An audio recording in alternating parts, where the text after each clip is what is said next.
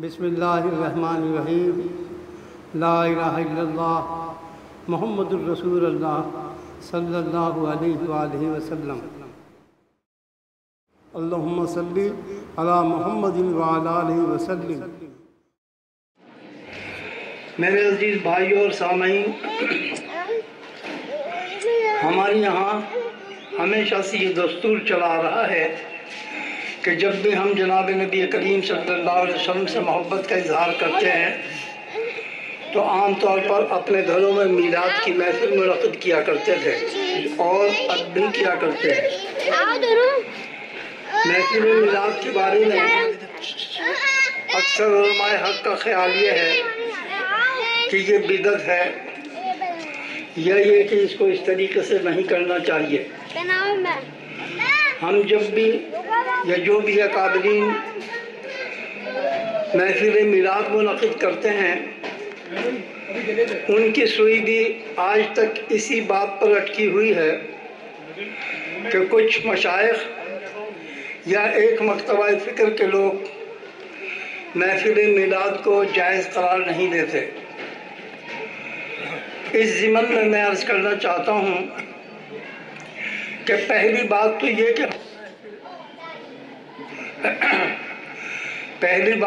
کہ ہم یہ محفل میلاد ہے وہ ان لوگوں کے لیے منعقد کر رہے ہیں جو اس کے خلاف ہیں، یا ان جناب نبی کریم صلی اللہ علیہ وسلم کے لیے منعقد کر رہے ہیں جن سے جو ہمارے آقا ہیں، جو ہمارے نبی ہیں، جن سے ہمیں تعلق ہے اور محبت ہے۔ جب بھی گھروں میں درود کی محفل میلاد ہوتی ہے تو تمام بڑے بڑے علماء دین اور ایک خاص مکتبہ فکر کے لوگ اس بات کو بار بار بیان کرتے ہیں، بلکہ بیسی یہ بات ہوتی ہے کہ کیونکہ ایک فرقہ اس کے خلاف ہے اس لیے ہم محفل میلاد منعقد کر رہے ہیں۔ میرے عزیز بھائیوں، بزرگان دین اور مشائخ الزام کے آنکڑے جو ہیں وہ ذرا الٹے ہوتے ہیں۔ وہ اگر کسی کو پیر بنانا چاہیں تو کہنے سے نہیں بنا سکتے، وہ اگر کسی بات کو عام مخلوق تک کرانا چاہیں تو اس کے خلاف احکامات دے دیے جاتے ہیں۔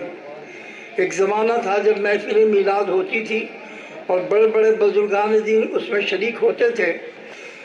اس دور کا حال یہ تھا کہ محفل میلاد میں کوئی عام آدمی شریک نہیں ہوتا تھا، بلکہ بڑے بڑے لوگ ہوتے تھے۔ ایک دور گزرا ہندوستان کا کہ جہاں معزز لوگ بیٹھے ہوں وہاں عام آدمیوں کو جانے کی اجازت نہیں تھی، ان محفلوں میں بیٹھنے کی اجازت نہیں تھی۔ تو یہ بات اس انجام کو پہنچی کہ جو بات اللہ کی مخلوق میں رائج نہ ہو وہ اکابرین کے لیے بھی جائز نہیں ہے۔ اس لیے محفل میلاد کو کچھ علماء کا کام ہے کہ جتنا انہوں نے علم پڑھا ہے اور سیکھا ہے اسی کے مطابق وہ فتویٰ دیں گے۔ جیسے ڈاکٹر نے جتنا سیکھا ہے اور جس شعبے میں وہ جانتا ہے اسی کے بارے میں وہ بیان کرے گا اور اسی حد تک علاج کرے گا جس حد تک کہ اس نے پڑھا ہے۔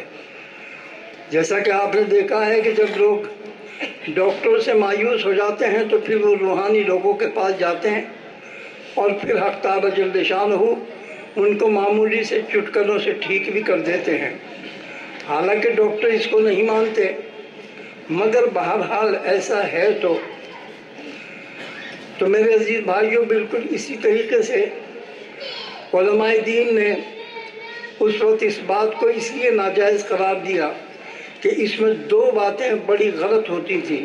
ایک تو یہ کہ بڑے بڑے معززین اس میں شریک ہوتے تھے اور عام آدمیوں کو اس میں شریک ہونے کی اجازت نہیں تھی۔ دوسری بات کہ محفل میلاد میں عام طور پر یہ رواج ہے کہ اس محفل کے اختتام پر کھڑے ہو کر سلام پڑھا جاتا ہے۔ عام لوگوں کا خیال یہ تھا، بلکہ جو اس مسلک کو کرتے تھے ان کا خیال یہ ہو گیا کہ جو شخص کھڑے ہو کر سلام نہیں پڑھے گا وہ بدتمیز ہے یا بلکہ گنہگار ہے۔ اور ایسی جگہ پر جب کوئی شخص کھڑا نہیں ہو سکتا تھا یا نہیں ہونا چاہتا تھا تو دوسرے لوگ اس کو حقارت کی نظروں سے دیکھتے تھے میرے عزیز بھائیوں، دنیا میں کوئی بھی دین کی ایسی محفل نہیں ہے اور نہ ہی اس کو منعقد کرنا چاہیے کہ ہم خود اچھا کام کریں اور جو لوگ بے نیاز بیٹھے ہوں ان کو حقارت کی نظروں سے دیکھیں۔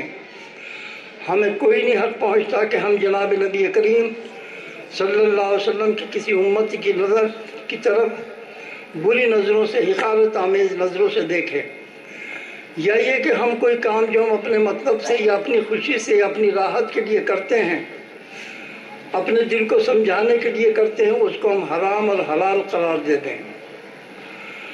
عام طور پہ یہ خیال ہے، بلکہ یہ مسئلہ بھی تھا کہ جو شخص کھڑے ہو کر سلام نہیں پڑھتا وہ گنہگار ہے۔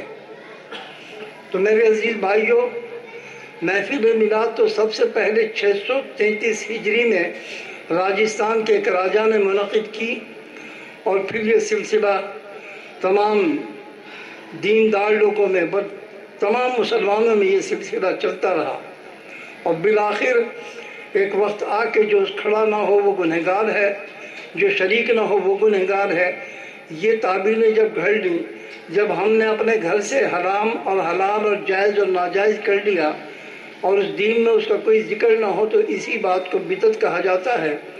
لہٰذا اس بنیاد پر کہ کوئی کھڑا ہو کے سلام نہ کرے، اس لیے ناجائز اس کو قضا کرنا پڑا، لازمی ہوا۔ آج جیسے ہم درود شریف کی محفل کر رہے ہیں، اس کا دعوت نامہ ریحان صاحب نے دیا سب کو، اور سب ہم آپ لوگ یہاں اجتماع بھی ہو رہا ہے، بیٹھے ہوئے بھی ہیں۔ تو اگر ہم یہ کہہ دیں، یہ ریحان صاحب یہ کہہ دیں کہ جس کو دعوت نامہ گیا وہ اگر اس محفل میں شریک نہیں ہوگا تو گنہگار ہوگا، تو پھر یہ محفل کرنا ہی بدعت ہو گیا ہے۔ اگر کوئی شخص اس میں شریک نہیں ہے، دعوت نامہ ملنے کے بعد نہیں آیا ہے، تو وہ کوئی گنہگار نہیں ہوا ہے، کیونکہ اللہ اور اس کے رسول نے اس مسئلے میں گنہگاری کی کوئی بات نہیں کی ہے۔ لہٰذا ہر وہ چیز جس کو اللہ تعالیٰ نے حرام اور حلال قرار دے دیا ہے، اس دن، جس دن جناب نبی کریم صلی اللہ علیہ وسلم نے فرمایا تھا کہ آج ہمارا دین مکمل ہو گیا ہے، اللہ تعالیٰ نے فرمایا تھا کہ اے میرے حبیب، الیوم اکملت لکم دینکم، آج تمہارے دین کو ہم نے تم پر مکمل کر دیا ہے۔ اس کے بعد سے کوئی بھی بات اگر دین اسلام میں جائز ہے تو جائز ہے، اور نفی ہے تو پھر نفی ہے اس کی۔ ہم اگر جائز اور ناجائز کریں گے تو یقیناً اسلام میں زیادتی کریں گے، اور زیادتی کرنا ظلم ہے، بدتمیزی ہے، جو نہیں کرنا چاہیے۔ میری اس محفل سے یہ درخواست ہے ان حضرات سے جو جناب نبی کریم صلی اللہ علیہ وسلم کے لیے کوئی بھی محفل کرتے ہیں، محفل میلاد کرتے ہیں یا کوئی اور طریقہ کار ہے، ہر انسان کا پیار کرنے کا اپنا اپنا طریقہ ہے۔ کون جناب نبی کریم صلی اللہ علیہ وسلم کو کس طرح چاہتا ہے، کس طرح محبت کرتا ہے، کس طرح اظہار کرتا ہے، یہ اس کا اپنا طریقہ ہے، مگر کسی کے طریقے کو ہم لوگ جائز اور ناجائز نہیں کر سکتے۔ تو اس لیے اگر کوئی شخص اپنے گھر میں میلاد کی محفل کرنا چاہے تو ہرگز وہ یہ نہ سمجھے کہ میں کر رہا ہوں تو نہیں کروں گا تو گنہگار ہوں گا، نہیں۔ اگر کر رہے ہیں تو یقیناً جہاں محمد مصطفیٰ کا ذکر ہو، حق تعالی جل شانہ فرماتے ہیں کہ ہماری رحمتوں کا نزول وہاں ہوتا ہے، اور جب تک وہ محفل میں نبی کریم صلی اللہ علیہ وسلم کا ذکر ہوتا رہے، حق تعالی جل شانہ کے فرشتے اس محفل میں شریک ہوتے ہیں اور محفل کرنے والوں پر اللہ اور اس کے رسول کا سلام بھیجتے رہتے ہیں۔ میرے عزیز بھائیوں، میری درخواست اتنی ضرور ہے سب ان لوگوں سے کہ جو محفل میلاد کرتے ہیں، ان سے صرف یہ درخواست ہے کہ آپ اپنی سوئی کو ادھر سے ہٹا لیجئے، کہ آپ یہ کہیں کہ کوئی اس کے خلاف ہے، یا کوئی اسے جائز کہتا ہے یا ناجائز کہتا ہے۔ اگر آپ ان کے لیے کرنا چاہتے ہیں تو بالکل غلط ہے، اور اگر آپ نبی محترم صلی اللہ علیہ وسلم کے پیار میں اس محفل کو منعقد کرنا چاہتے ہیں تو اس سے بہتر بھی کوئی بات نہیں ہے۔ ایسے ہی نعت خوانی کا بھی مسئلہ ہے، نعت پڑھنا، نعت سننا، نعت لکھنا، یہ سب کچھ ثواب کا کام تو نہیں ہے، لیکن نعت پڑھنے والا اگر کوئی ایسا شعر لکھ لے کہ جیسے شیخ سعدی علیہ الرحمٰن نے لکھا تھا، بلغ العلا بکمالہ کشف الدجا بجمالہ حسنت جمیع خصالہ صلوا علیہ وآلہ، تو اس شعر کے لکھنے کا تو کوئی ثواب نہیں ہے، نہ اس شعر کو پڑھنے کا کوئی ثواب ہے، نہ اس شعر کو سننے کا کوئی ثواب ہے، مگر جناب سعدی علیہ الرحمہ کے دل کی ایک آواز تھی، اور نبی کریم صلی اللہ علیہ وسلم نے اس قدر اس کو پسند کیا کہ اکثر مشائخ الزام اور بزرگان دین فرماتے ہیں کہ جناب نبی کریم صلی اللہ علیہ وسلم اپنی بارگاہ میں حضرت شیخ سعدی الرحمہ کو فرماتے ہیں کہ سعدی تو نے بہت خوب کہا ہے، بہت اچھا کہا ہے، پھر سنا، بار بار سنتے ہیں۔ مقرر کی آواز جناب نبی کریم صلی اللہ علیہ وسلم سعدی علیہ الرحمہ کو کہتے ہیں اور یہ سنا جاتا ہے۔ تو میرے عزیز بھائیوں، اگر آپ کے دل کی آواز اشعار میں آ جائے، اگر آپ کے دل کی صدا آواز میں آ جائے، اگر کسی کی صدا پر آپ کی آنکھوں میں آنسو آ جائیں، آپ کا دل بھرائے، تو اس سے محترم اور بہتر کیا بات ہو سکتی ہے؟ ثواب تو نہیں ہے، مگر کسی آنکھ میں محمد مصطفیٰ کے نام پر آنسو آ جائے تو یہ راہ نجات اور باعث نجات بن جاتا ہے۔ اگر کسی کی زبان سے کوئی اچھا شعر نکل جائے، حضرت امام جامی رحمۃ اللہ علیہ، آپ سب لوگ واقف ہیں، امام جامی رحمۃ اللہ علیہ سے بہتر کلام کسی شاعر نے آج تک نہیں لکھا۔ حضرت امام جامی علیہ الرحمہ ایک نعت لکھ کر بارگاہ رسالت مآب صلی اللہ علیہ وسلم میں جا رہے تھے۔ امام جامی رحمۃ اللہ علیہ ایران کے کسی شہر کے رہنے والے تھے اور مدینہ منورہ کا سفر اختیار کیے یہ سوچ کے کہ یہ جو نعت میں نے لکھی ہے یہ جناب نبی کریم صلی اللہ علیہ وسلم کی بارگاہ میں عرض کروں گا۔ نبی محترم صلی اللہ علیہ وسلم نے اس زمانے کے جو گورنر تھے مدینہ منورہ کے، ان کو خواب میں بشارت فرمائی کہ دیکھو یہ ایک شخص آ رہا ہے، اس کو میرے مزار پر حاضر مت ہونے دینا۔ گورنر نے اپنی پولیس دوڑائی، یہ صاحب مل گئے امام جامی رحمۃ اللہ علیہ، انہوں نے ان کو اٹھا کے جیل میں ڈال دیا۔ نبی محترم صلی اللہ علیہ وسلم نے پھر خواب میں ان گورنر کو بشارت دی کہ نہیں، یہ بہت محترم اور بہت نیک انسان ہیں، ان کو یہ ایک نعت لکھ کر آئے ہیں اور ان کا خیال ہے کہ وہ نعت میرے روضہ مبارک پر آ کے مجھے سنائیں۔ اگر انہوں نے وہ نعت مجھ کو سنائی تو مجھے ان کے احترام میں اپنے حرم سے باہر آنا ہوگا، اور اگر میں باہر آ گیا تو قیامت آ جائے گی، لہٰذا ان کو میرا سلام کہو اور کہو کہ بس ہم نے آپ کی نعت سن لی ہے، آپ واپس چلے جائیے، آپ یہاں کے نعت نہ سنائیے۔ تو امام جامی رحمۃ اللہ علیہ بھی ہمارے شاعروں کی طرح تھے۔ اللہ جس کو توفیق دے وہ شعر لکھتا ہے، اللہ جس کو اچھی آواز دے وہ نعت پڑھتا ہے، اللہ جس کا محبت دل میں پیدا کرے وہ نعت کو سنتا ہے، اور یہ سب کام دل سے تعلق رکھنے والے ہیں۔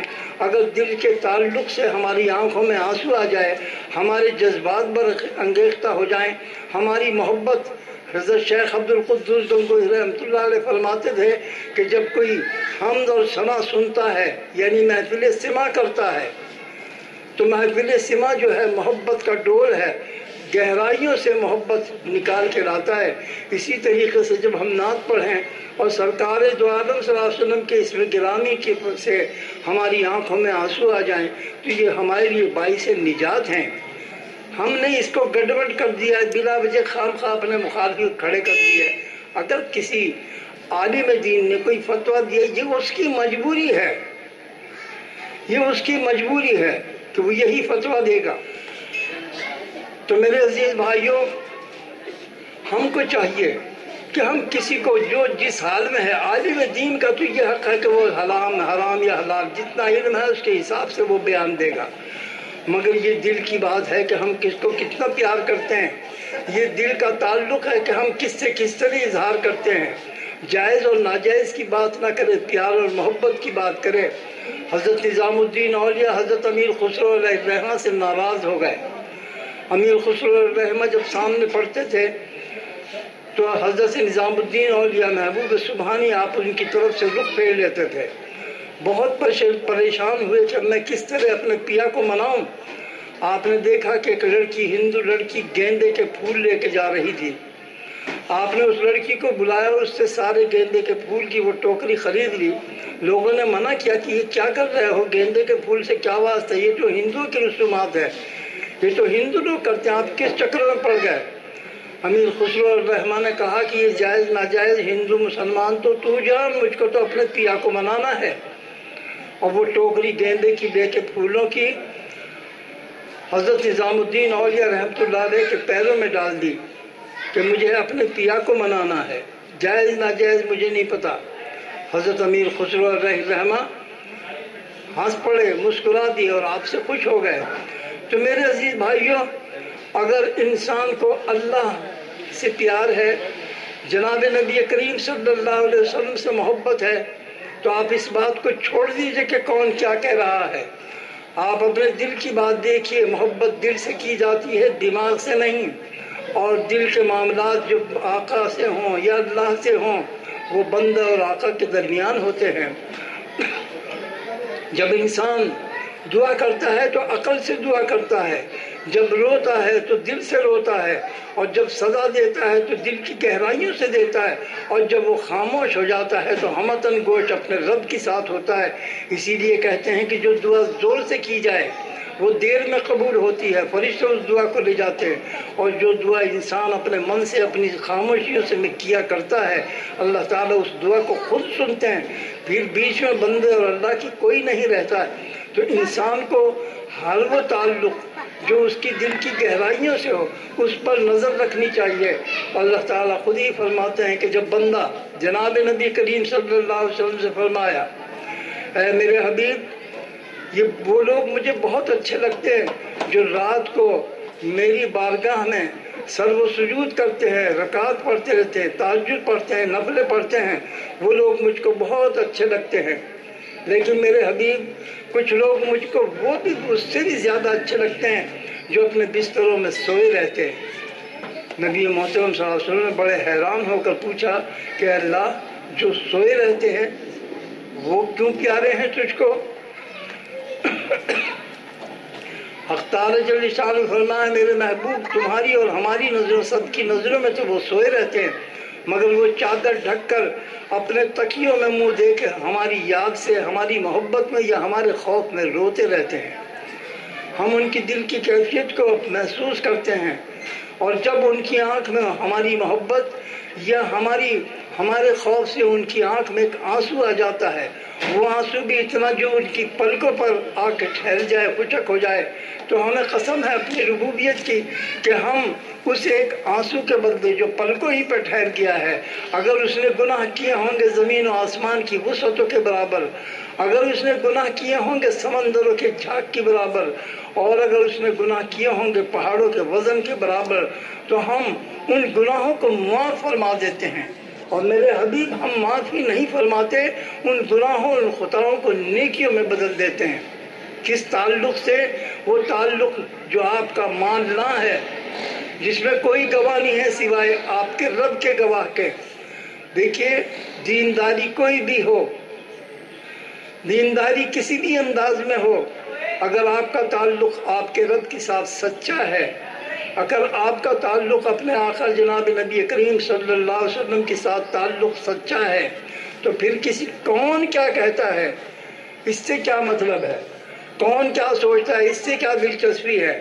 انسان کو اپنے دل اور اپنے رب اور اپنے آقا کی طرف دیکھنا چاہیے۔ وہ جس سے راضی ہو جائے وہ کام کرنا چاہیے، وہ جس سے خوش ہو جائے وہ کام کرنا چاہیے۔ ہاں، یہ بات ضرور ہے کہ بحیثیت انسان کے ہم سب کی خواہش یہ ہے کہ ہم آج سے کل ہمارا بہتر ہو، آج جو لباس ہمارے پاس ہے اس سے بہتر ہو، آج جو گاڑی ہے ہمارے پاس کل اس سے بہتر ہو۔ غرض کے تمام معاملات میں، وہ تمام دنیاوی معاملات میں ہم سب کی یہ جبلت ہے، فطرت ہے کہ ہم بہتر سے بہترائی کی طرف چلتے ہیں۔ ہر چیز اچھا چاہتے ہیں، مگر کمال کی بات یہ ہے کہ جب دینداری کی بات آتی ہے تو ہم لکیر کے فقیر بنے رہتے ہیں کہ ابا نے کیا تھا، پیر صاحب نے یہ کیا تھا، بزرگوں نے یہ کیا تھا، میرے پیر نے یہ کہہ دیا، یہ لکیر کے فقیر ہیں۔ جو کچھ ہمارے مشائخ الزام نے فرما دیا، کیا وہ حرف آخر ہے؟ حرف آخر تو وہ ہے جو اللہ تعالیٰ فرمایا، حرف آخر تو وہ ہے جو جناب نبی کریم صلی اللہ علیہ وسلم نے فرمایا، حرف آخر تو وہ ہے جو صحابہ اکرام رضوان اللہ تعالیٰ اجمعین نے فرمایا۔ نبی اللہ تعالیٰ فرماتے ہیں جو میرا حبیب اور اس کے اصحاب تم کو دیں وہ لے لو، اور جس سے منع کریں رک جاؤ۔ ان کا پیغام، ان کا حکم، ان کا فرمان تو آخری فرمان ہے، حجت ہے فرمان میں، مگر اس کے علاوہ نہیں ہے۔ تو ہم لکیر کے فقیر بنے ہوئے ہیں۔ ہمارے تو پردادا قوالی سنتے تھے، ہم کیوں نہ سنیں؟ جیسا کہ جناب نبی کریم صلی اللہ علیہ وسلم کے زمانے میں تھا کہ ہمارے آبا و اجداد تو یہ سب عبادتیں کرتے آ رہے، یہ نبی کریم صلی اللہ علیہ وسلم نے پتہ نہیں کیا چکر چلا دیا، ہم کیسے چھوڑ دیں اپنے آبا و اجداد کے طور طریقے؟ آج وہ زمانہ جاہلیت ہمارے درمیان موجود ہے، اور ہمیں چاہیے کہ بحیثیت انسان کے حق تعالیٰ جل شانہ نے ہم کو عقل دی ہے، فراست دی ہے، دنیا بھر کی چیزیں ہمارے سامنے رکھی ہیں، آخرت اور دنیا اور تمام اعمال اللہ تعالیٰ نے ہمارے سامنے رکھے ہیں، اور پھر ہم کو فرمایا کہ جو بہتر لگے، جو بہترائی کی طرف تم کو گامزن کر سکے وہ عمل کرو۔ تو ہماری سب کی فطرت ہے کہ ہم آج سے کل، کل سے اچھا، ہر چیز میں بہترائی ڈھونڈتے ہیں، چاہتے ہیں کہ بہتر سے بہتر ہو ہر معاملے میں، ہر چیز میں۔ مگر جب دین کا معاملہ آتا ہے تو پھر ہم وہی اس کے لکیر کے فقیر ہو جاتے ہیں۔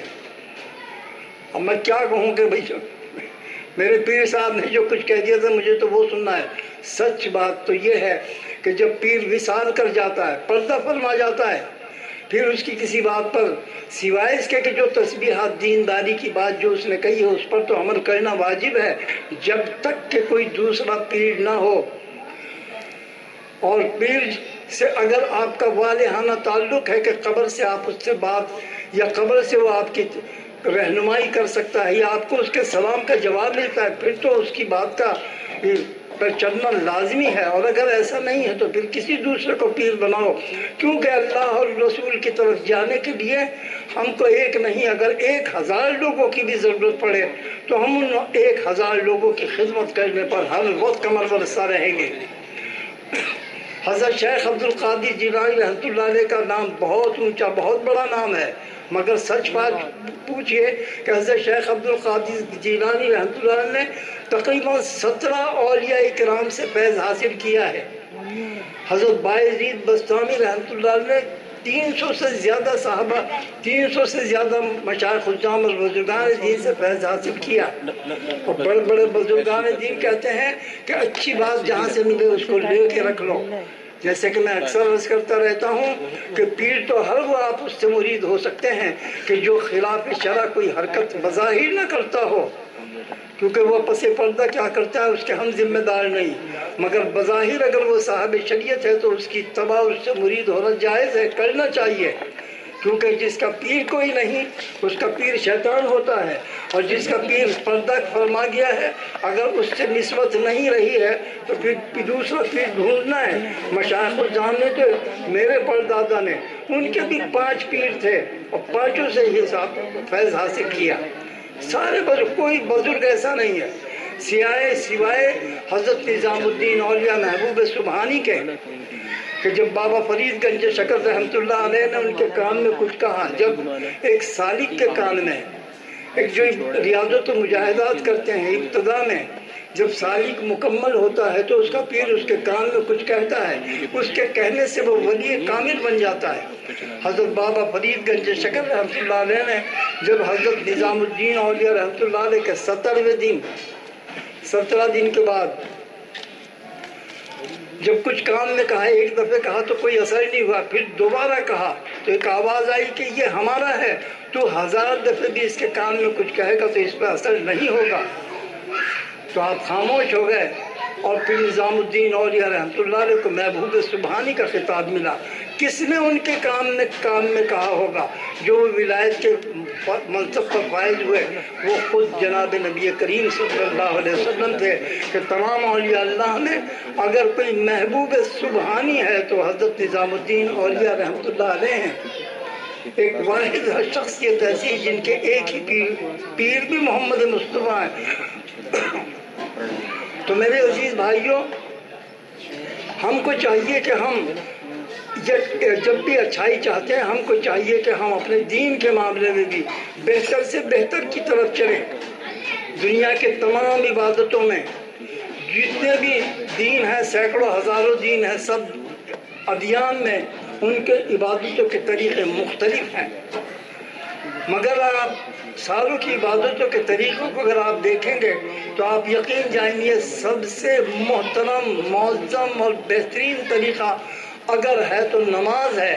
نماز ایک ایسی محترم اور ایسا کہنا چاہیے کہ اس میں حرمت ہے کہ نماز پڑھنے والوں کو ہم خود بھی دیکھتے رہتے ہیں، اور جب غیر مذاہب کے لوگ ہم دیکھتے ہیں تو وہ نماز پڑھنے والوں کو دیکھتے رہتے ہیں، بڑی یکسوئی سے دیکھتے ہیں۔ آپ خود بھی غور کریں کہ دنیا کی تمام عبادتوں کے جو طور طریقے ہیں سب سے محترم طریقہ نماز کا ہے۔ جتنے بھی انسان، جتنے بھی مسالک ہیں ہمارے درمیان، یہ تو میں مذہبوں کی بات کر رہا تھا، میں ان تک بات پہنچانا چاہتا ہوں جو نبی کریم صلی اللہ علیہ وسلم کو جانتے بوجھتے ہوئے بھی ان کو آخری زمان نبی نہیں مانتے۔ اگر ان کے عبادتوں کے طریقے ہماری نماز سے بہتر ہیں تو پھر کیوں نہیں اس کو اختیار کرتے؟ کیونکہ انسان اچھائی کی طرف چلتا ہے، بہترائی کی طرف چلتا ہے، تو ایسا کیوں نہیں کرتے؟ اب ہمارا اپنا سلسلہ ہے کہ ہم مسلمان ہیں، ہم کو وہ چیز چاہیے جو سب سے محترم ہو، جو سب سے بہتر ہو، اور ہم کو اپنے رب کے، اپنے اللہ اور اپنے رسول کے قریب کر دے۔ میرے عزیز بھائیوں، مشائخ الزام نے قوالی سنی، مشائخ الزام نے محفل سماع اور قوالی دو مختلف چیزیں ہیں۔ محفل سماع کا تعلق دل سے ہے اور قوالی کا تعلق دماغ سے ہے۔ ہم سب لوگ جب قوالیاں ہوتی ہیں اور فارسی کلام پڑھا جاتا ہے، حرام ہے جو کسی کی سمجھ میں کچھ آتا ہو، مگر ڈھول کی تھاپ پہ حال بہت اچھا کرتے ہیں۔ اب کیونکہ میری ننیال بدعتی ہے، اس آواز کرنے والے لوگ ہیں تو مجھے معلوم ہے اس کا۔ ہم بھی بچپن میں ایسے اس پہ حال کیا کرتے تھے، اور جب ہم سے کوئی پوچھتا تھا کہ کس بات پہ حال آیا تو ہم کہتے ڈھول اچھا بج رہا تھا۔ تو میرے عزیز بھائیوں، قوالی تو بہرحال حرام ہے، اس لیے حرام ہے کہ جو اس میں بجنے والے مزامیر ہیں وہ حضرت داؤد علیہ السلام کی آواز بہت خوبصورت تھی۔ آپ جب نوحہ کنا ہوتے تھے، اپنے رب کی حمد و ثنا بیان کرتے تھے، تو یہ آیا ہے روایتوں میں کہ اگر 1,00,000 لوگ اس میں موجود ہوتے تھے تو 60,000 ان کی آواز سن کے مر جایا کرتے تھے، اتنی خوبصورت آواز تھی۔ اور اسلام کی طرف، ان کے پیغام کی طرف جو حضرت داؤد علیہ السلام کا تھا، مقام میں توریت کتاب ان کے اوپر تھی، انجیل، اس کی طرف لوگ جوک در جوک چلنے لگے تھے۔ شیطان کو بہت پرابلم کھڑی ہو گئی کہ یہ کیا چکر ہے، میری تو کوئی سنتا ہی نہیں، ان کی آواز تو اتنی خوبصورت ہے۔ لہذا شیطان نے کیا، 3 چیزیں بنائی، ڈھولک، ستار اور سارنگی، یہ 3 مزامیر بنائے اور پھر ان کو بجایا۔ پھر لوگ ادھر بھی مخاطب ہوئے، اس نے کہا بھائی ادھر بھی تو دیکھو بہت خوبصورت کیا بج رہا ہے، یہ بھی دیکھو۔ میرے عزیز بھائیوں، ایک سوال میرا سبھی سے ہے کہ جو چیز شیطان نے بنائی، جس چیز کو شیطان نے ایجاد کیا، جو چیز حضرت داؤد علیہ السلام کے خلاف جا رہی ہے، اس کو کوئی اللہ کا نیک بندہ اختیار کر لے گا؟ میں تو نیک نہیں ہوں، مگر سوال ہی پیدا نہیں ہوتا۔ مزہ تو بہت آتا ہے ڈھول سننے میں، مگر یہ ثواب کا کام نہیں ہے، گناہ ہی ہے، گناہ۔ ڈھولک کو بجنا، اسلام میں یہ بات ہے کہ جس چیز میں گنجال ہو، جس چیز میں جھنکار ہو، وہ سننا بھی جائز نہیں ہے۔ جناب نبی کریم صلی اللہ علیہ وسلم کے زمانے میں ایک بانسری کی آواز آئی تو نبی محترم صلی اللہ علیہ وسلم نے اپنے کانوں میں انگلی دے دی اور پھر صحابی سے پوچھا کہ آواز آ رہی ہے؟ انہوں نے کہا ہاں یا رسول اللہ، آپ کانوں میں انگلی دیے رکھے۔ थोड़ी देर बाद फिर पूछा आ रही है? उसने कहा नहीं अब नहीं आ रही। तो अपने कानों में से उंगलियां निकाल ली। मगर यहाँ कहने की बात है कि उन सहाबी को सुनने से मना नहीं किया, मगर बांसुरी में ऐसी क्या बात थी जो जनाब नबी करीम सल्लल्लाहु अलैहि वसल्लम ने उसे सुनने से अपने आप को रोका। और वो सिर्फ ये बात थी कि कोई बजने वाले मज़ामीर जिसमें झनकार हो, जिसमें गूंज हो, वो सुनना हराम है। और जो चीज़ शैतान ने ईजाद की हो, भला कोई बुजुर्ग जो अल्लाह का प्यारा बंदा हो, जो अल्लाह का प्यार का दम भरता हो, जो अपने आप को कुतुबुल अख्ताब, गौसे आज़म या कुछ भी कहता हो, क्या मुमकिन है कि वो शैतान की बनाई हुई चीज़ को इख्तियार कर ले और उसको सवाब का काम अंजाम दे दे? हमारे यहाँ तरीक़ा है कि हम रात भर कव्वालियों में बैठ के सुनते थे, सारी रात धमाधम जमा चौकड़ी होती थी, खूब अच्छा गाने बजाने होते थे, बड़ी अच्छी अच्छी मनखबत पढ़ी जाती थी, सारे कुछ पढ़ा जाता था। और सुबह को आज़ान से पहले जैसे ही आज़ान की आवाज़ हुई वैसे ही दड़म करके वो सब बंद हो जाता था। भाई अगर सवाब का काम है तो शुरू रखो ना। मगर नहीं जानते हैं कि आज़ान मोहतरम चीज़ है, आज़ान हक़ की आवाज़ है। और जब हम दुआ करते थे, मैंने भी दुआ कराई है अब से 35 साल 30 साल पहले, कि अल्लाह जो रात भर हमारा ढोलक जो कुछ हमने किया है इस सब का सवाब सिलसिला चिश्तिया के बुजुर्गान दीन को पहुँचा लो जी। ढोलक का भी सवाब जाने लगा।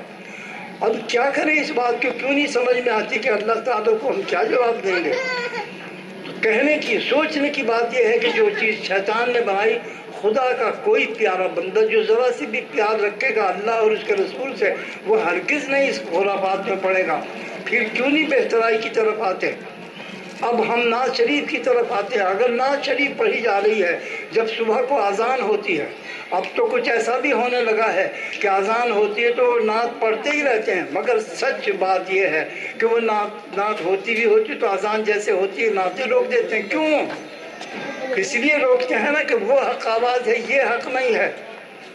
तो अल्लाह ताला ने वनफ्सिन वमा सव्वाहा फअल्हमहा फुजूरहा व तक़वाहा, अल्लाह ताला ने हमें नफूस, हमारी नफूस को बनाया, बुराई और भलाई को हमारे अंदर गूंद दिया है और हमें इल्हामी तौर पर बता दिया है कि अच्छा क्या है और बुरा क्या है।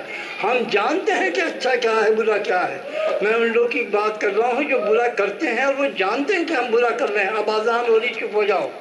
तो ये बात इंतहा को पहुँची कि सारी इबादतें मोहतरम हैं, मगर सबसे मोहतरम इबादत नमाज है, वाजिबात हैं, अल्लाह ताला का फरमान पर अमल करना है, इसमें बंदगी भी है, इसमें अल्लाह ताला की इबादत भी है। तो नमाज पढ़ने, इसीलिए अल्लाह ताला ने फरमाया कि अगर हम अपना इताब और अज़ाब भी किसी पर नाजिल करें और उसका दिल नमाज में लगा हो या मस्जिद में लगा हो तो हमारा आने वाला इताब और अज़ाब भी रहमतों में बदल जाएगा। और दूसरा फरमाया है उन लोगों के लिए कि वो लोग जिनका जो दरूद शरीफ पढ़ते हों, ये दूसरे नंबर के, जो दरूद शरीफ पढ़ते हों और हम अपना इताब और अज़ाब उन पर नाजिल करें तो हमारा इताब और अज़ाब भी उन पर रहमतों में बदल जाता है। मेरे अजीज़ भाइयों, ये बहुत मोहतरम हदीस कुदसी हैं कि दो आदमियों पर खुदा का करम और फजल इस तरह होता है कि उनकी ख़ताओं को माफ़ फरमा दिया जाता है, सुकून क़ल्ब भी मैसर होती है। एक वो जिसका दिल नमाज में लगा हो, एक वो जिसकी ज़बान दरूद से मुअत्तर हो, जो दरूद पढ़ता हो।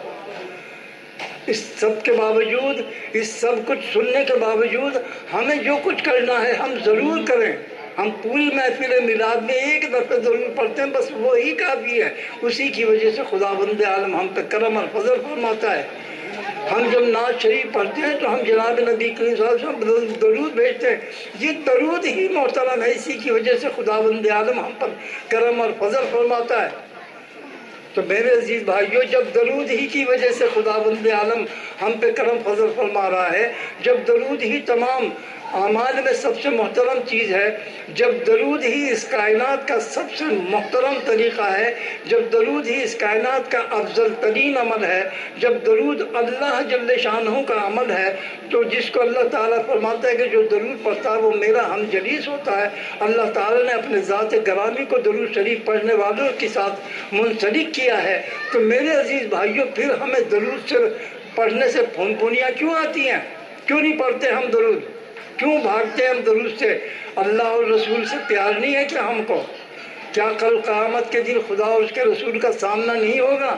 وہاں ہمیں ہمارے کوئی وہاں تو جناب نبی کریم صلی اللہ علیہ وسلم ہی کی سفارش چلے گی، وہ بھی باذن اللہ، اللہ کے حکم سے، ورنہ کوئی ایسا ہے جو ہمیں بخشوا دے گا وہاں؟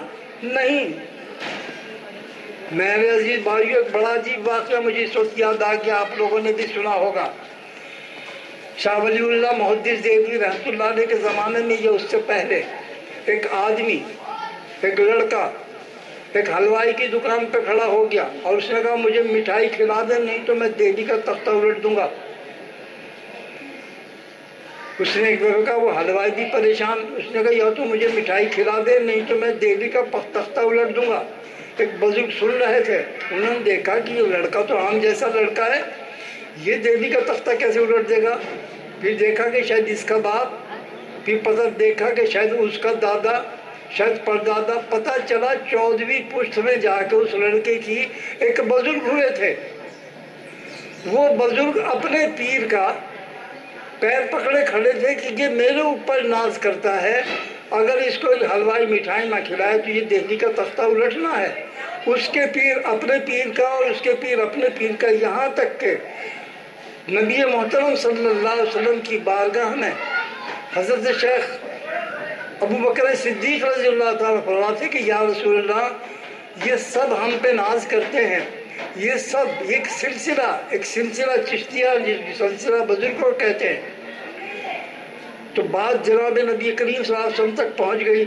یہ وہاں سے آرڈر ہی ہونے والا تھا کہ ہاں اگر نہ کھلائے تو تختہ پلٹ دینا، کہ بزرگ نے آ کے زور سے ایک چماٹ مارا، اس کو حلوائی کو کہا بدبخت جلدی کھلا دے ورنہ تو تباہی آنے والی ہے۔ میرے عزیز بھائیو، ایک واقعہ سچا ہے۔ ہم اس تعلق کو، جو ایک آدمی کوئی بزرگ ہو جائے، اگر بزرگ ہمارے خاندان میں نہیں ہے تو کسی بزرگ کی سے اپنے سر پہ ہاتھ رکھا لو، کیونکہ اس کی وجہ سے خداوند عالم کسی کی وجہ سے کسی کے توسط سے دیتا ہے، اس کا قانون ہے۔ حالانکہ وہ سب کچھ خود دینا جانتا ہے، دے سکتا ہے، مگر اس نے اپنے لیے بھی قانون بنایا۔ جب تک کوئی بندے کا بندہ نہیں بنے گا تو پھر وہ رب کا بندہ کیسے بن جائے گا؟ اسی لیے مشائخ الزام نے فرمایا کہ جس کا کوئی پیر نہیں اس کا پیر شیطان ہوتا ہے۔ اب جس کا پیر نہیں ہے پھر کیا کہو گے؟ میرے عزیز بھائیوں، اب ہمیں پیر نہیں ملتے، پیر تو میرے جیسے ہیں بہت سارے، میں تو پیر پتھر ہوں، خود بھی ڈوبوں گا، دوسروں کو بھی ڈوبوں گا۔ اب کیا کریں جب ہمیں پیر کوئی نیک آدمی نہیں ملتا؟ نیک آدمی کے اندر جھانک کے دیکھو تو اپنے سے زیادہ برائیاں اس میں نظر آنے لگتی ہیں۔ اس کا صحیح طریقہ کار یہ ہے، اگر ہمیں اللہ سے محبت ہے تو سنت الہیہ پر عمل کریں، اگر ہمیں محبت محمد مصطفیٰ سے ہے تو ان کے لیے ہم بہترین دعا کریں، درجات بلند ہونے کی دعا کریں، اور اگر ہم کو اپنی آواز چاہیے دین اور دنیا میں، ہم چاہیں کہ کوئی ہمارا ہاتھ پکڑ لے تو ہم کو چاہیے کہ ہم درود کو اختیار کر لیں، کیونکہ درود اس کائنات میں سب سے محترم چیز ہے۔ اس لیے محترم ہے کہ اللہ جل شانہ کی سنت ہے۔ اللہ تعالیٰ خود ہی فرماتے ہیں کہ ان اللہ و ملائکتہ یصلون علی النبی یا ایھا الذین آمنوا صلوا علیہ وسلموا تسلیما۔ اے وہ لوگوں جو اپنے رب سے پیار کرتے ہو، محبت کرتے ہو، تو پھر درود پڑھو ان پر، محمد مصطفیٰ پر، جن پر اللہ اور اس کے فرشتے بھی درود بھیجتے ہیں۔ میرے عزیز بھائیوں، یہ سب سے محترم کام ہے۔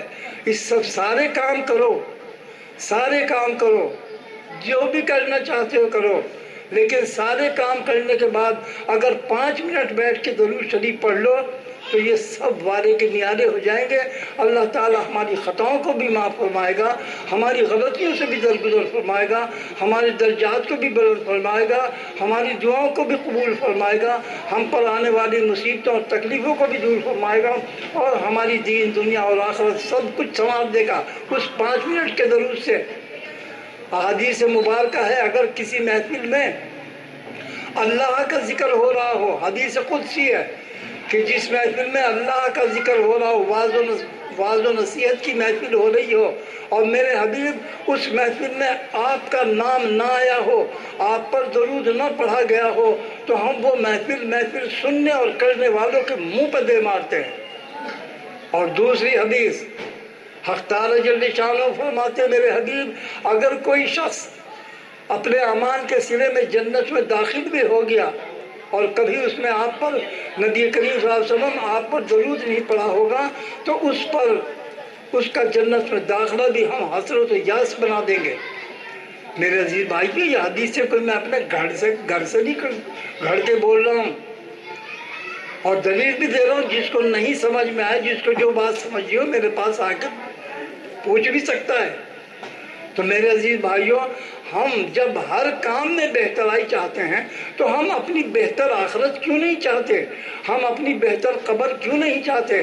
ہم دین اور دنیا اور آخرت اور قبر کو اگر بہتر کرنا چاہتے ہیں تو سب سے بہترین عمل ہمیں کرنا ہے۔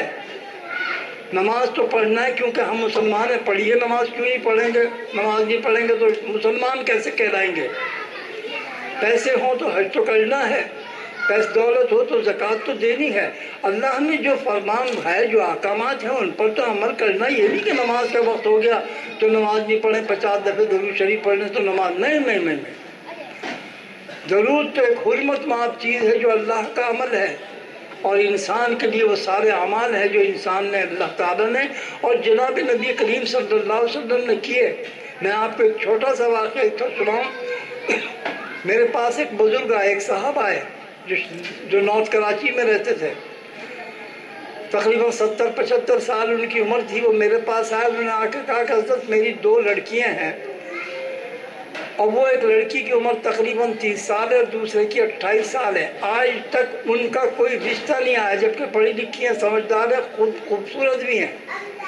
اور دوسری بات یہ ہے کہ آج 30 سال ہو گئے ہیں، میری کبھی نماز قضا نہیں ہوئی، اور اس کی بھی میں قسم کھا سکتا ہوں کہ تکبیر اولیٰ بھی میری قضا نہیں ہوئی۔ 30 سال۔ ایک تھے مثلاً مولانا روم علیہ الرحمہ جنہوں نے کہا تھا کہ 30 سال یا 32 سال سے ان کی نماز نہیں قضا ہوئی۔ ایک میرے پاس ایسے صاحب آئے کہ جو کہتے تھے کہ 30 سال سے میری کوئی نماز قضا نہیں ہوئی، اور آج تک اور ہمیشہ ایک ہی دعا کی میں نے کہ اللہ ان بچیوں کے بہترین رشتے بھیجنا۔ آج تک کوئی رشتہ ہی نہیں آیا۔ میں نے ان سے کہا تو پھر تو آپ کا تو مجھے مرید ہونا چاہیے، کیونکہ میری نماز تو اکثر ادھر ادھر ہو جاتی ہے اکثر۔ انہوں نے کہا نہیں آپ کا کام اور ہے، ہمارا کام اور ہے، ہم آپ کے پاس آئے، آپ بتائیے کہ ہم کیا کریں۔ میں نے کہا تو جب 30 سال میں آپ کی ایک دعائی نہیں قبول ہوئی، ایک رشتہ نہیں آیا، تو پھر چھوڑ دے نماز پڑھنا، کس خوشی میں پڑھ رہے ہو بلا وجہ؟ کہنے لگے نہیں یہ تو اللہ کا حکم ہے۔ میں نے کہا ہاں بس یہی کہلوانا چاہتا تھا، اللہ کا حکم تو ہے۔ آج سے آپ یہ بھی سوچ کے نماز پڑھیں کہ میرے آقا جناب نبی کریم صلی اللہ علیہ وسلم بھی نماز پڑھتے تھے۔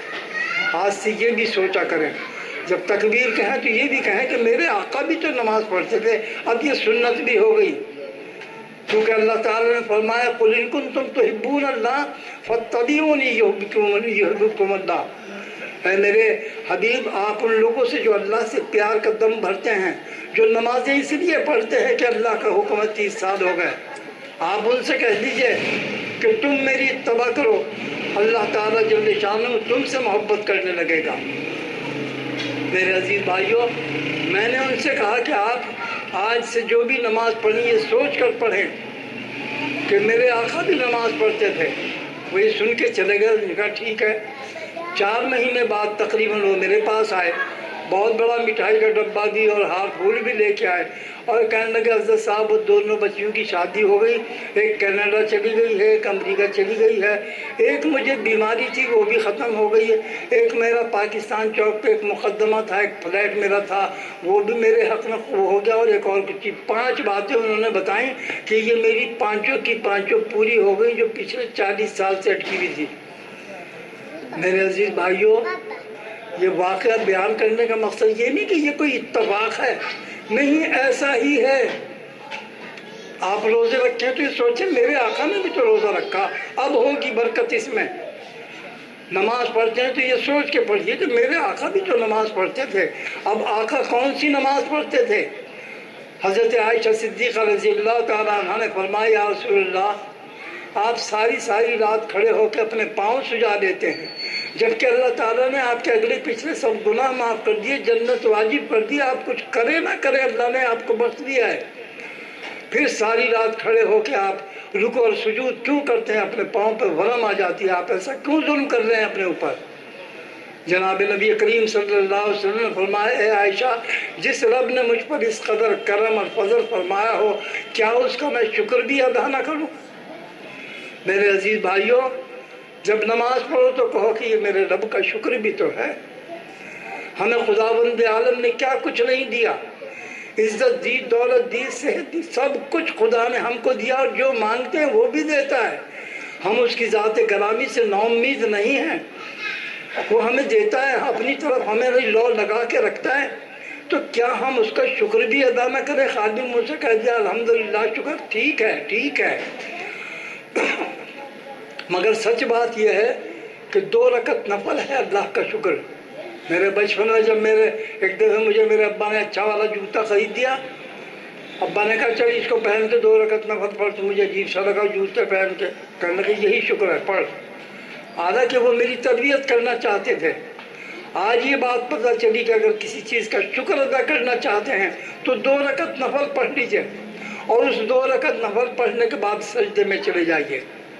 شکر تو ادا کیا اس نعمت کا جو اللہ نے دی، مگر شکر سے نعمتوں میں برکت ہوتی ہے۔ اگر زندگی کا شکر ادا کرے تو زندگی بڑھتی ہے، اگر صحت کا شکر ادا کرے تو صحت بڑھتی ہے، اگر دولت کا اگر یہ شکر ادا کرے تو رزق بڑھتا ہے۔ غرض کہ جس کام میں آپ چاہیں کہ اللہ کی برکت ہو، اس کا شکر ادا کیجئے کہ اللہ تعالیٰ فرماتے ہیں ہم شکر سے ہر چیز میں برکت عطا فرما دیتے ہیں۔ تو میرے عزیز بھائیوں، شکر کیا ہے؟ شکر ہے 2 رکعت نفل، 2 رکعت نفل وضو کر کے کہیے، اے میرے رب، آپ نے مجھے جو کچھ دیا میں اس کا شکر تو ادا نہیں کر سکتا، مگر جس قابل ہوں آپ کی بارگاہ میں حاضر ہوں، 2 رکعت نفل پڑھ کے آپ کے شکرانے کے طور پہ میں آپ کے قدموں میں اپنا سر رکھنا چاہتا ہوں۔ نیت یہ سوچ کر شکر کے طور پہ اپنے رب کی بارگاہ میں 2 رکعت نفل ادا کیجئے۔ سلام پھیرنے کے بعد اب مطلب بھی تو ہے نا، ہم تو ہر وقت اللہ میاں سے مطلب ہی رکھتے ہیں، ہم تو درود کی بھی محفل کریں گے 15 منٹ، تو دعا کریں گے 1.5 گھنٹہ تک، نماز پڑھتے ہیں 3 منٹ، 2.5 گھنٹے دعا کر، ہمیں تو مطلب ہے اللہ ہمیں یہ دے دے، یہ دے دے، یہ دے دے، اور کچھ نہیں کرتے، جنت بھی دے دے۔ اللہ ایسا ہی کرے گا، اگر شاید اس سے محبت ہو اور تعلق ہو اور درود پڑھتے ہو تو ایسا ہی ہوگا۔ دعا تو ہمیں چاہیے اپنے لیے، اپنے ماں باپ، بہن بھائی، بیوی بچوں، گھر بار، ہر چیز کے لیے ہمیں اپنے رب کی مدد چاہیے ہے۔ اس کا طریقہ یہ ہے کہ شکر کے طور پر 2 رکعت نفل ادا کریں، جب نفل ادا کر چکے تو سجدے میں چلے جائیے، اور بڑی غور سے سنیے میری اس بات کو۔ سجدے میں جا کے کہیے کہ اے اللہ، آپ نے اپنے محبوب نبی محترم صلی اللہ علیہ وسلم سے فرمایا تھا کہ اے محمد، جب تمہاری امت سجدے میں سر رکھتی ہے تو میں تمہاری امتی کی پیشانی کی پسینہ اور گرمی کو اپنے پیروں پر محسوس کرتا ہوں۔ اے اللہ، یہ آپ نے اپنے محبوب سے فرمایا، پھر سن لیجئے۔ اے اللہ، آپ نے اپنے محبوب جناب نبی کریم صلی اللہ علیہ وسلم سے فرمایا تھا کہ اے محمد، جب تمہارا امتی سجدے میں سر رکھتا ہے تو میں تمہاری امتی کے پیشانی کی گرمی کو اور پسینے کو اپنے پیروں پر محسوس کرتا ہوں۔ اے رب میرے، میں نے اپنے آقا کی اس بات پر یقین کرتے ہوئے اپنی پیشانی تیرے قدموں پر رکھ دی ہے، یقیناً تو میری پیشانی کی گرمی اور پسینے کو محسوس فرما رہا ہے۔ اب میری یہ درخواست ہے، مجھے میری دعا کو قبول فرما لے۔ میرے عزیز بھائیو، آپ اپنے دلوں پر ہاتھ رکھ کر کہیے کہ کیا خداوند عالم آپ کو ٹھوکر مار دے گا؟ ارے کوئی ہمارے پیروں پہ سر رکھ کے کیا پیر پکڑ کے جھک کے ہم سے جو چاہے منوا دیتا ہے؟ ہم اپنے دشمن پر بھی رحم کر دیتے ہیں، ہم تو خدا کے بندے، اس کا دشمن تو کون ہے؟ مگر کر کے تو دیکھیے، اور کرنا یہی ہے کہ 2 رکعت نفل پڑھیں، 2 رکعت نفل پڑھ، کیا شکر میرے آقا نے نفل ادا کی شکر کے طور پہ، میں بھی اپنے آقا کی سنت ادا کرتے ہوئے پڑھتا ہوں 2 رکعت نفل شکر کے طور پہ۔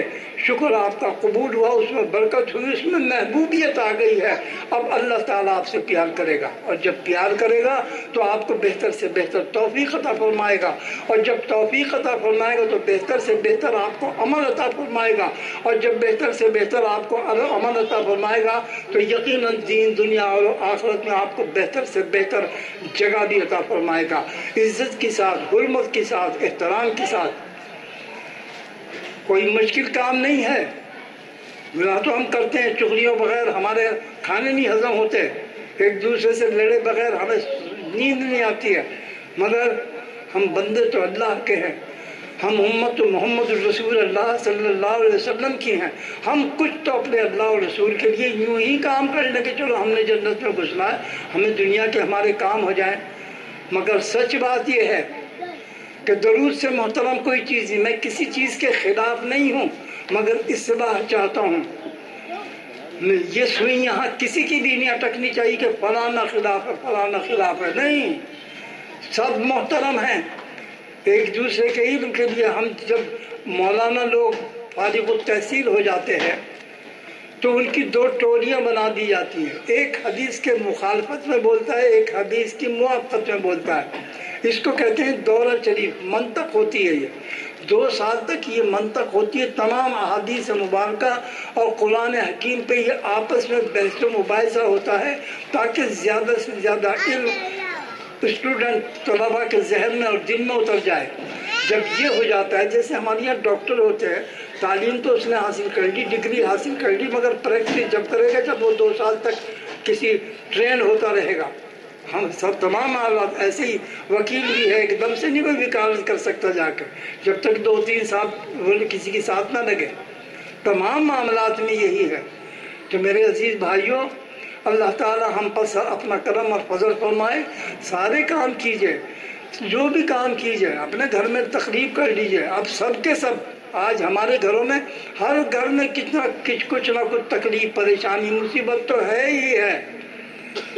اس کا بہترین طریقہ یہ ہے کہ مہینے میں 1 دن، کسی دن بھی اپنے بیوی بچوں کے ساتھ، اپنے گھر کے افراد کے ساتھ، محلے والوں کو بلانے کی ضرورت نہیں ہے، اپنے گھر والوں کو کسی ایسے موقع پر جب آپ دیکھیں کہ اب کوئی نہیں آئے گا، رات کو 10 منٹ درود شریف پڑھیں، اور 10 منٹ درود، نہ 9 منٹ نہ 11 منٹ، 10 منٹ درود شریف پڑھنا ہے، اور اس کے بعد دعا کریں۔ آپ دیکھیے کہ آپ کے گھر کی مصیبتیں کیسے دور ہوتی ہیں، آپ کی دعائیں کیسے قبول ہوتی ہیں، کیسے آپ کی عزت بنتی ہے، کیسے جیسے آپ چاہتے ہیں ویسا ہی ہوتا ہے۔ ہر وہ چیز اللہ تعالیٰ آپ کو عطا فرمائے گا جس کی آپ کو ضرورت ہے۔ ہمیں تو پرسوں کو پتہ چلے گا کہ ہمیں کس چیز کی ضرورت ہے، اللہ کو آج معلوم ہے کہ کس چیز کی ضرورت ہے، وہ ضرورت ہونے سے پہلے آپ کی مدد فرما دے گا۔ مہینے میں 1 دفعہ اپنے لازم و لزوم کر لیجئے، اور جس دن محفل کریں اس دن کوئی میٹھا گھر میں بنا لیں، خود ہی حلوہ بنا لیں، خود ہی کھانا ہے، بانٹنا نہیں ہے، کیونکہ نیکی کرنے کے بعد میٹھا کھانا سنت ہے، تو اس سنت کو بھی ادا کر لیجئے۔ تو میرے عزیز بھائیوں، اللہ تعالی ہم سب پر کرم اور فضل فرمائے۔ تو بیان تو میرا بہت عجیب سا تھا یہ، مگر سچ بات یہ ہے کہ تمام معاملات میں افضل الذکر جو ہے وہ ہے لا الہ الا اللہ، اور افضل ترین اس کائنات کا عمل ہے اللہم صلی علی سیدنا محمد وعلی آلہ وسلم۔ جو شخص درود پڑھتا ہے سمجھ جائیے کہ اس کے ہاتھ میں جناب نبی کریم صلی اللہ علیہ وسلم کا دامن ہے، اور جس کے ہاتھ میں محمد مصطفیٰ کا دامن ہو اس کا دوسرا ہاتھ حق تعالی جل شانہ کے ہاتھ میں ہوتا ہے۔ اللہ دینے والا ہے، واسطے محمد الرسول اللہ کے ملے گا۔ اور طریقہ کار میں نے آپ کو بتایا دعاؤں کی قبولیت کے لیے بھی، اور اللہ تعالیٰ کے قریب ہونے کے لیے بھی، دین اور دنیا اور آخرت سنور جانے کے لیے درود سے بہتر کوئی چیز نہیں۔ اللہ تعالیٰ ہم سب پر اپنا رحم کرم اور فضل فرمائے۔ ہمیں چاہیے کہ ہم رات کو سونے سے پہلے کم سے کم 5 منٹ یا پھر 313 مرتبہ درود شریف پڑھ کے سویا کریں۔ اللہ تعالیٰ نے فرمایا جو شخص 313 مرتبہ درود پڑھ کر سوئے گا رات کو یا روزانہ کسی وقت پڑھے گا، عرش الہی پر ایک کتاب ہے، اس کتاب میں اس کا نام درج کر دیا جائے گا اور وہ کتاب جنت کے 8 دروازے پر رکھی جائے گی اور بلانے والا بلائے گا کہ فلاں ابن فلاں تم یہاں آ جاؤ، ادھر آ جاؤ، حساب کتاب سے محفوظ ہو جائے گا۔ میرے عزیز بھائیوں، اللہ کو راضی کرنا تو بہت آسان ہے۔ جناب نبی کریم صلی اللہ علیہ وسلم کو تو 1000 خطا اور گناہ کے باوجود ہمارے آقا ہم سے خوش ہیں، مگر جو غلطیاں اور گستاخیاں اور بدتمیزیاں ہم کر رہے ہیں، کم سے کم اپنی تنہائیوں میں ہمیں سوچ کر اپنے رب کے سامنے شرمندہ تو ہونا چاہیے۔ اللہ تعالیٰ ہم کو اس کی توفیق عطا فرمائے۔ نبی محترم صلی اللہ علیہ وسلم نے فرمایا، اے لوگوں رات کو توبہ کر کے سویا کرو کہ تمہارا نبی بھی، میں خود بھی 100 مرتبہ توبہ کر کے سوتا ہوں۔ میرے عزیز بھائیوں، انہی کا شکر، انہی کی اتباع کرتے ہوئے 100 مرتبہ اگر استغفار پڑھ کے ہم سوئیں گے اور 100 مرتبہ الحمد شریف پڑھ کے الحمدللہ الحمدللہ الحمدللہ کہہ کے سوئیں گے تو الحمدللہ شکر بھی ہے اور استغفراللہ توبہ بھی ہے۔ یہ سوچ کر پڑھے کہ میرے آقا بھی پڑھتے تھے، پھر دیکھیں آپ کمال، پھر دیکھیں آپ شان۔ کچھ کرو تو بغیر کیے تو میرے بھائیوں یہ تو ممکن نہیں کہ بچے کو KG1 میں داخل کرا دو اور اگلے دن میٹرک کا سرٹیفکیٹ مل جائے۔ ہر معاملے میں کچھ نہ کچھ تو ہم نے کرنا ہے، ہاتھ پیر تو ہلانے ہیں، کچھ تو کرو۔ اور کچھ نہیں ہوتا، کم سے کم دل کو تو رنگ دو اپنے، اور جس نے دل رنگ لیا، نبی محترم صلی اللہ علیہ وسلم نے فرمایا کہ جس کے سینے میں یہ لوتھڑا ہے گوشت کا، اگر یہ ٹھیک ہے تو سب ٹھیک ہے، اگر یہ خراب ہے تو سب خراب ہے۔ تو ہمیں دل بدلنے چاہیے، اپنے دل کو رنگ لیجئے اللہ اور اس کے رسول صلی اللہ علیہ وسلم کی پیار سے، محبت سے۔ کچھ اللہ سے پیار کرتے ہیں، ان سے محمد الرسول اللہ پیار کرتے ہیں، کچھ محمد الرسول اللہ سے بہت پیار کرتے ہیں، اللہ تعالیٰ ان سے پیار کرتا ہے۔ ایک کسی کو برا نہیں کہو، میں اکثر ذکر کرتا ہوں اللہ تعالیٰ کے سب بندے چہیتے ہیں، تمام انسانیت اللہ تعالیٰ کی چہیتی ہے، اولاد ہے، آل ہے۔ ہر انسان میں اللہ تعالیٰ نے اپنے پسند کی کوئی چیز رکھی ہوئی ہے، وہ اپنے بندے کو پسند کرتا ہے۔ وہ جب کھانا کھاتا ہے اس کے اندر اس کا قانون چلتا ہے، وہ اس کو پروٹین ملتی ہے، جب وہ سوتا ہے تو اس کو کروٹیں دلاتا ہے۔ انسان خود نہیں سوتا ہے کروٹیں کا، اللہ دلاتا ہے۔ اللہ تعالیٰ خود ہی فرماتے ہیں ہم اپنے بندوں کو کروٹیں دلاتے ہیں، اس کے سانس کو جاری رکھتے ہیں، اس کے خیالات کو وہ تو مر جاتا ہے، ہم اسے زندگی روز دیتے ہیں، ہم کرتے ہیں۔ تو اللہ تعالیٰ بلا وجہ کسی کو کرے گا نہیں، اس کو اپنے بندے سے بہت پیار ہے، وہ اپنی عیال سے محبت کرتا ہے۔ ایک باپ کی اگر 4 اولادیں ہوں اور اس میں سے ایک نافرمان ہو تو کیا باپ اور ماں اس سے پیار نہیں کریں گے؟ یقیناً کریں گے۔ سب اولادوں سے تو اللہ کی تو ہم عیال ہیں، اور اللہ تو ہم سے 70 ماؤں سے بھی زیادہ پیار کرتا ہے۔ تو میرے عزیز بھائیوں، جس سے اللہ پیار کرتا ہے اس سے ہم کس بنیاد پر اس سے جھگڑا مول لے لیں؟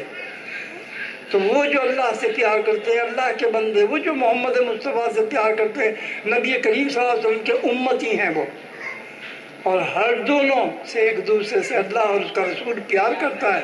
ہمیں نہیں چاہیے کہ ہم کسی کو بھی کسی بھی طریقے سے نہ اس کو بدنام کریں، نہ رسوا کریں، نہ اس کے ساتھ بدتمیزی سے پیش آئیں، نہ اس سے ہم مفارقت اختیار کریں۔ ہم اس کی ایک دوسرے سے محبت اور پیار، ایک دوسرے کے دلوں میں محبت اگر نہیں ہے تو پھر کیا فائدہ دنیا میں رہنے کا؟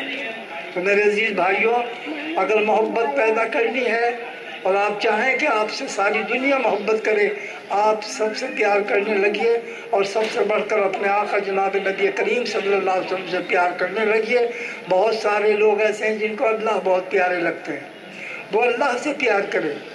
بہت سارے ایسے لوگ ہیں جو محمد مصطفیٰ سے پیار کرتے ہیں، وہ ان سے پیار کریں، اور ہر ایک دوسرے سے اللہ اور اس کا رسول پیار کرتا ہے۔ اللہ تعالی ہم سب پر اپنا حامی و ناصر ہو، اللہ تعالی ہم سب کی رہنمائی فرمائے، ہم پر سب پر کرم اور فضل فرمائے، اور جو کچھ کہ ہم نے یہاں کیا ہے اللہ تعالیٰ اس کو اپنے رحم کرم اور فضل سے قبول فرمائے، ان برکتوں کے ساتھ کہ جو ہم کو دین دنیا اور آخرت میں ہر جگہ کام آئے۔ آپ سب حضرات 1 منٹ تک بسم اللہ الرحمن الرحیم پڑھیں۔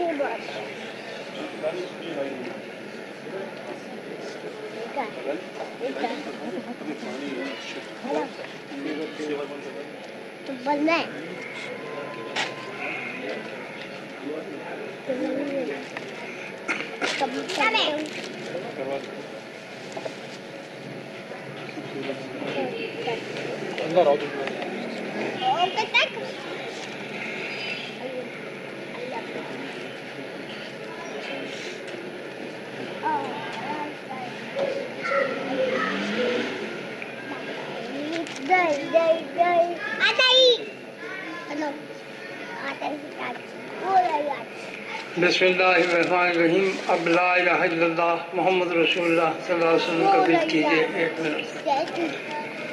لا الہ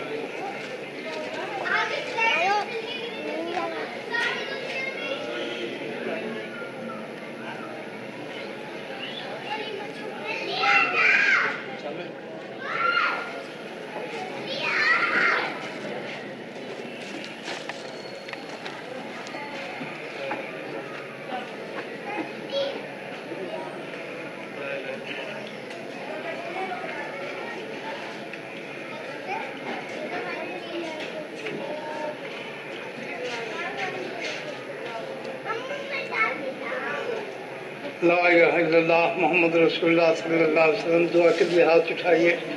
اے الہ العالمین، ہم نے جو کچھ پڑھا ہے اس سب کا اجر ثواب ہمارے سلسلے کے جتنے بھی مشائخ الزام اور بزرگان دین ہیں جناب نبی کریم صلی اللہ علیہ وآلہ وسلم تک، میں چاروں صحابہ اور حضرت اویس قرنی رضی اللہ تعالیٰ عنہ کے تمام ازواج مطہرات اور تمام شہداء کربلا کو اس سب کا اجر اور ثواب پہنچے۔ اے اللہ، ان تمام ارواح مبارکہ اور مقدسہ کی خدمت اقدس میں ہم سب کا عاجزانہ سلام پہنچے۔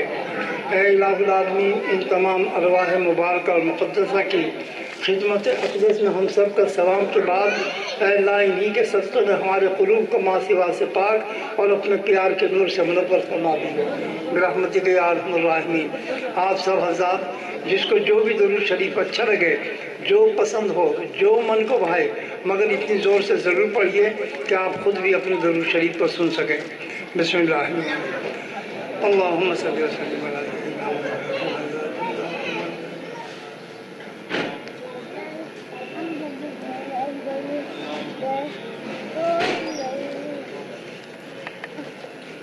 اللہم صلی وسلم علی سید الانبیاء محمد صلی اللہ علیہ وسلم عدد ما فی علم اللہ صلاۃ دائما بدوام ملک اللہ۔ اے الہ العالمین، ہم سب کی جانب سے جناب نبی کریم صلی اللہ علیہ وآلہ وسلم پر آسمان کے ستاروں، چاند اور سورج کی کرنوں اور شعاؤں کے برابر درود اور سلام بھیج دیجیے۔ اے رب العرش العظیم، ہم سب کی جانب سے ہمارے آقا نبی محترم صلی اللہ علیہ وسلم پر جتنی بھی مخلوقات ہیں ان کے برابر، ان کی دل کی دھڑکنوں، پلک کے جھپکنے اور سانسوں کے برابر درود اور سلام بھیج دیجیے۔ اے رب العرش العظیم، ہم سب کی جانب سے ہمارے آقا نبی محترم صلی اللہ علیہ وسلم پر سمندروں، دریاؤں، بارش اور شبنم کے پانی کے قطرات کے برابر درود اور سلام بھیج دیجیے۔ اے الہ العالمین، ہماری جانب سے ہمارے آقا جناب نبی کریم محمد رسول اللہ صلی اللہ علیہ وسلم پر اتنی تعداد میں درود اور سلام بھیج دیجئے کہ ہماری سب کی سب خطائیں، گناہ، خواہ اگلی ہو یا پچھلی ہو، جان بوجھ کر ہوں یا انجانے میں ہوں، سب کی سب خطائیں، گناہ معاف ہو جانے کے لیے وہ درود کافی ہو جائے۔ اے الہ العالمین، ہم سب کی جانب سے جناب نبی کریم صلی اللہ علیہ وآلہ وسلم پر اتنی تعداد میں درود اور سلام بھیج دیجئے کہ ہم سب کی دین، دنیا، آخرت اور قبر ہر طریقے سے سمجھ جانے کے لیے وہ درود کافی ہو جائے۔ اے الہ العالمین، ہم سب کی جانب سے جناب نبی کریم صلی اللہ علیہ وسلم پر اتنی تعداد میں درود اور سلام بھیج دیجئے کہ ہم سب کی جملہ پریشانیاں، تکلیف اور مصیبت دور ہو جانے کے لیے وہ درود کافی ہو جائے۔ اے الہ العالمین ہم سب کی جانب سے جناب نبی کریم صلی اللہ علیہ وسلم پر اتنی تعداد میں درود اور سلام بھیجی ہے کہ ہم جو بھی جب بھی جہاں بھی جو بھی دعا کریں وہ دعائیں قبول ہو جانے کے لیے وہ درود کافی ہو جائے۔ اے اللہ ہم سب پر اپنا رحم کرم اور فضل خصوصیت کے ساتھ فرما دیجیے۔ اے اللہ ہماری سب کی خطاؤں کو معاف فرما دیجیے۔ اللہ وہ خطائیں چھوٹی ہوں یا بڑی، دانستہ ہوں یا نادانستہ، سب کی سب خطاؤں اور گناہوں کو اپنے رحم کرم اور فضل سے معاف فرما دیجیے۔ اے الہ العالمین ہماری پریشانیوں کو دور فرما دیجیے۔ اے الہ العالمین ہمیں جو تکلیفیں ہیں ان سے صحت کاملہ اور عاجلہ عطا فرما دیجیے۔ اے الہ العالمین جو ہمیں پریشانیاں ہیں وہ پریشانیاں دور فرما دیجیے۔ اے اللہ ہمارے بگڑے کاموں کو بنا دیجیے۔ اے الہ العالمین ہر معاملے میں ہمارے مسبب الاسباب آپ ہیں، ہمارے لیے اسباب پیدا فرما دیجیے۔ اے الہ العالمین ہمارے گھر میں جو بچی ہیں رشتوں کے انتظار میں بیٹھی ہیں ان کے بہترین رشتے بھیج دیجیے۔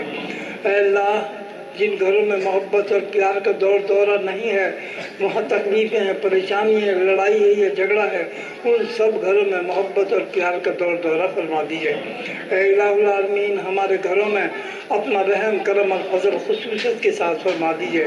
اے اللہ ہمارے بچوں پر اور ہم پر آتی ہوئی ہر مصیبت، تکلیف اور پریشانی کو دور فرما دیجیے۔ اے اللہ جہاں بھی درود پڑھا جائے ان تمام محلوں پر، ان تمام علاقوں پر اپنا رحم کرم اور فضل اس درود کی برکت سے خصوصیت سے فرما دیجیے۔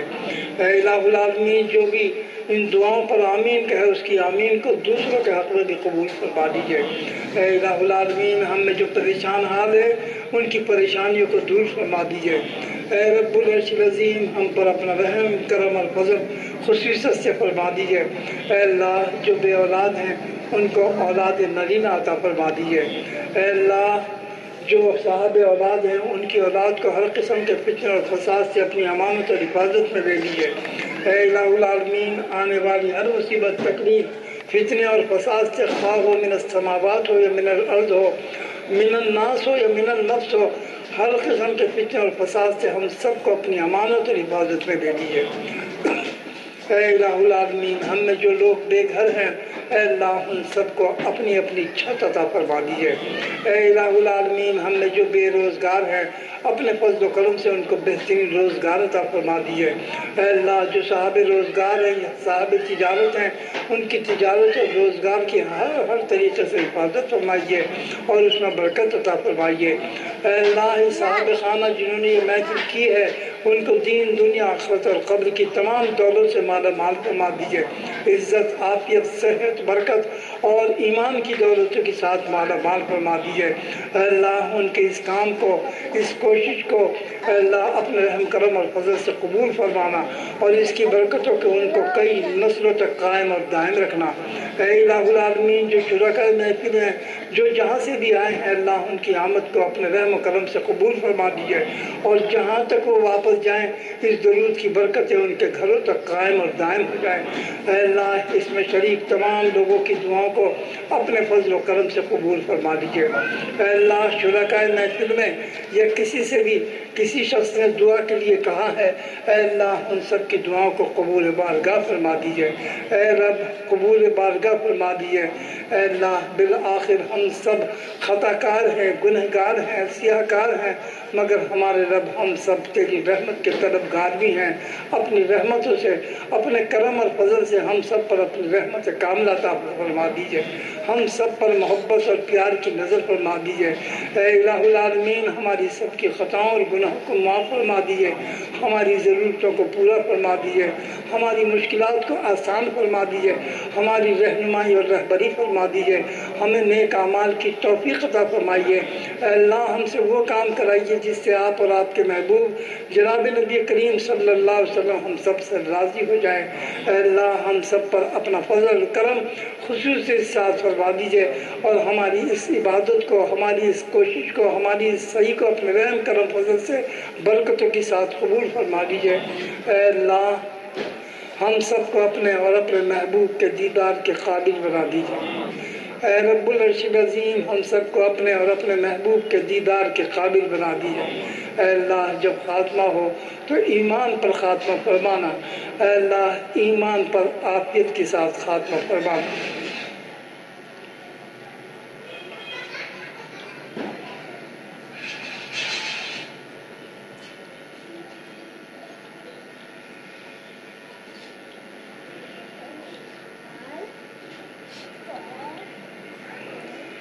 اللهم إني أسألك بأن لك الحمد اللهم إني أسألك بأن لك الحمد لا إله إلا أنت وحدك لا شريك لك يا حنان يا منان يا بديع السماوات والأرض يا مالك الملك يا ذو الجلال والإكرام يا حي يا قيوم تقبل منا إنك أنت السميع مجيب الدعوات وتب علينا إنك أنت التواب الرحيم بلطفك بكرمك بفضلك برحمتك وبحرمة سيد الأنبياء محمد رسولك صلى الله عليه وسلم إن الله وملائكته يصلون على النبي يا أيها الذين آمنوا صلوا عليه وسلموا تسليما اللهم صل وسلم على سيدنا ومولانا محمد عبدك ورسولك وحبيبك وصل على المؤمنين والمؤمنات والمسلمين والمسلمات الأحياء منهم والأموات بعدد نجوم السماوات إنك حميد مجيد سبحان ربك رب العزة عما يصفون وسلام على المرسلين والحمد لله رب العالمين برحمتك يا ارحم الراحمین ویا ذو الجلال والاکرام۔ آپ سب حضرات خواتین و حضرات خواتین سے نہیں، خواتین خاتونوں سے، حضرات سے درود پڑھتے ہوئے، درود شریف پڑھتے ہوئے ہاتھ ملا لیجیے۔